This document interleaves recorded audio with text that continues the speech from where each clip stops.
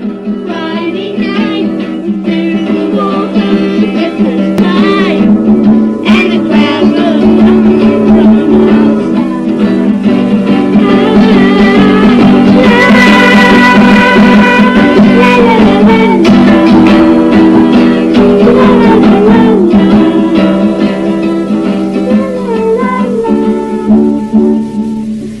iniziato a comporre da bambino. The Music Maker of the World, sì, è stata la mia prima canzone. Io suonavo la batteria sui cuscini a casa di un mio amico e lui la chitarra. He played the guitar. Era molto orecchiabile. I read that you started songwriting, you started an interest in music as a young child because of an accident. I was about 8 years old and I slid along the floor and hit this radiator and cracked my head open. I'd been obsessed with bugs and insects, and what happened was within 6 months I had no interest in the whole nature thing. I was obsessed with music. But the strange thing was, about 2 weeks later, I turned up at home with a violin. No, I mean, I really wish to God I'd picked a different instrument, but that was the first one that they passed around. So I spent 7 years. I decided after 2 weeks that this was not the instrument for me, and my parents decided, you started so you'll finish. Mi avevano regalato 345 giri. Uno era di One of them was Tom Jones, in cui cantava Delilah.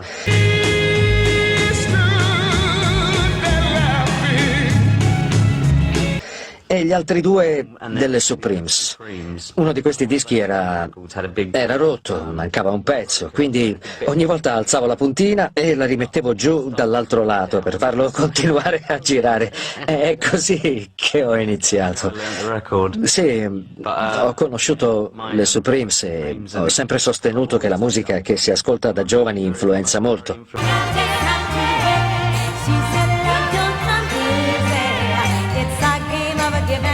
Infatti, alla fine, credo di essere una via di mezzo fra le Supremes e Tom Jones. Yeah, the first time I really was kind of taking myself seriously, I guess, it was busking. I and a friend who's here tonight, actually, David. We used a couple of old fans from the 80s there, Dave. Well, we used to, on Fridays, my parents thought I was at school, but on Fridays, every Friday, David and I would go up to town, and because I lived out in Hertfordshire, and we'd come up to London, and we'd busk all day, and with the money that we made from the busking, we'd go back to David's house, change into our kind of new romantic gear at the time. Sorry, and then club, go to a club that night. That was a ritual every Friday.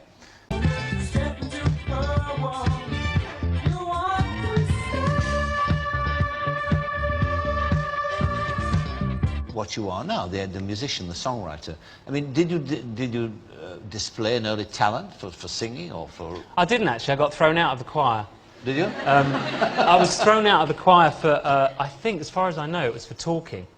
And I always remember my dad used to say to me, you know, because I used to say, Dad, that when I was like, you know, 16, 17, 18, and my dad was threatening to throw me out of the house if I didn't get a job within a certain amount of time. So obviously I went out and got jobs, but I was saying I want to be a singer, you know, I think I'm going to be rich and famous.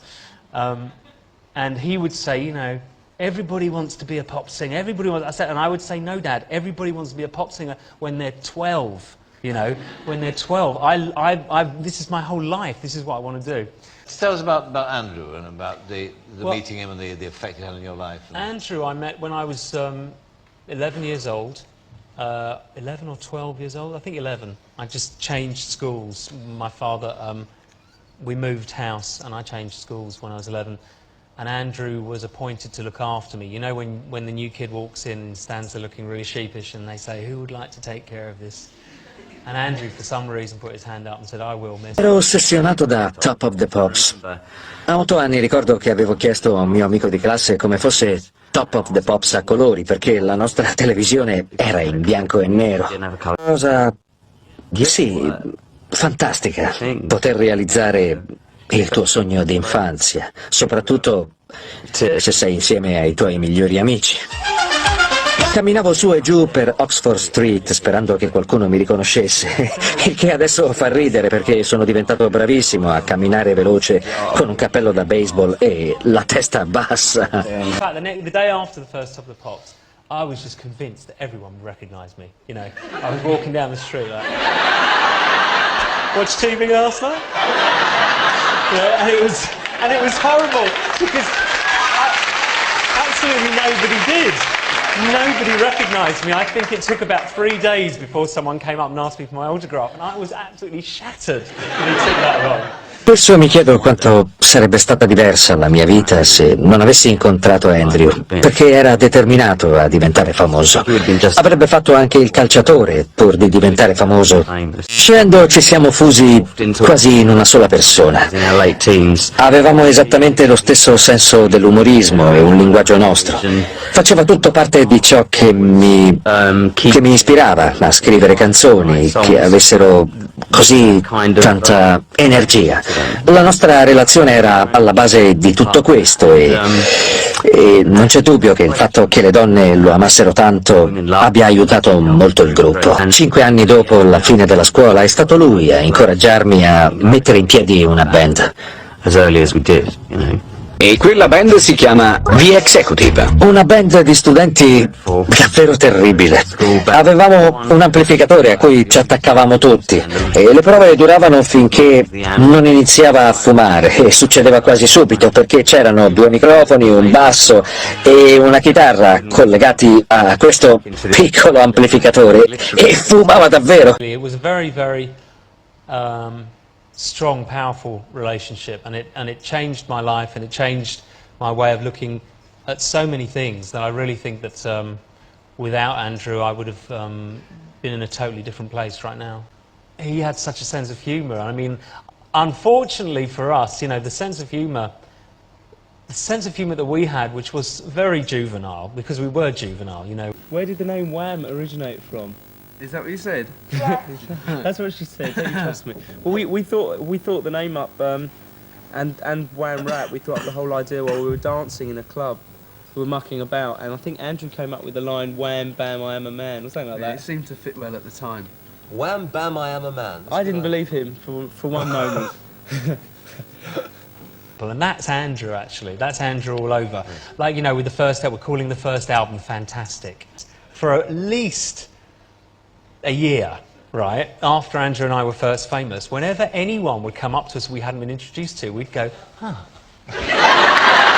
Now, can you imagine within 12 months the number of people you can do that to? You can imagine, even if nothing else about us had been annoying, right, we would have been blacklisted by then just for that.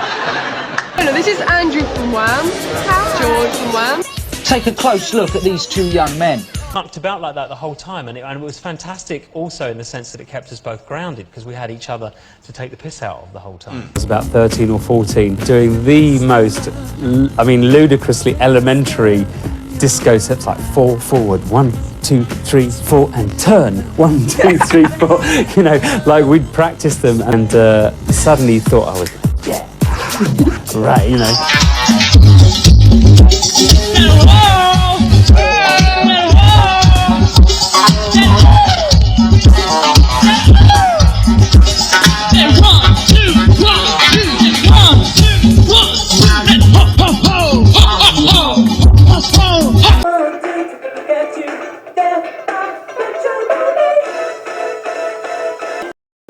Well, we're actually, apart from that, we're hoping to have another one. Hopefully. I can take this off because you keep laughing. Yeah, go on. It's we've got a new single coming out. It's only about 2 or 3 weeks actually. Called From the album? No, it's not from the album. It's a brand new one. Great. Called Last Christmas.